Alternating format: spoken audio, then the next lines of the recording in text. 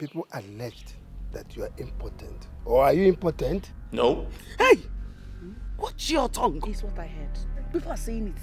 I will not allow him to enter into this compound until he brings that woman he said he has proposed to and about to get married to. I'm sorry I have to raise my voice at you. We need to get married as soon as possible, and you need to do something about it. I will not. No, you will. I won't. You say you will. He is consumed with his love for a certain princess who, in his words, he must end up with. We're taking unfair advantage of her and her condition. I don't care what you do with your life. What matters is my mother has found happiness around you. You will stay and finish it. Did you hear me? I am done.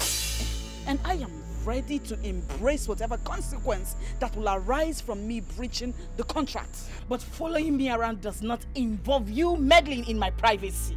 But I know privacy when I see one. And this is not privacy. If I see you close to my prince, you will regret ever knowing me. Father, refuse to allow me be with the man that makes me happy.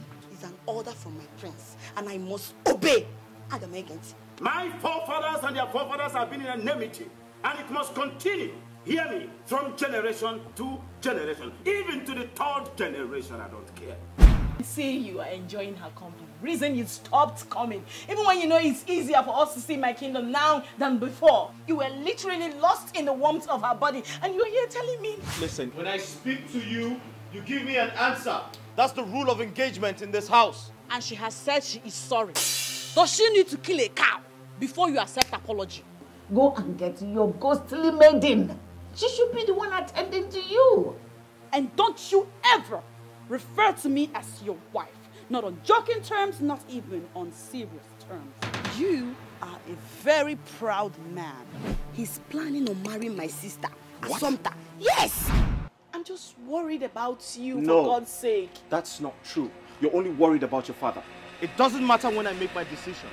What matters is I eventually made it. And this time, it's not late. Whatever decision you make, I will stand by you. But please don't make decisions in confusion. Why does he have to battle with his mind before saying that he doesn't love you? Why? Azubike, you don't understand. You never told her the rules. Oh, shut up. Right?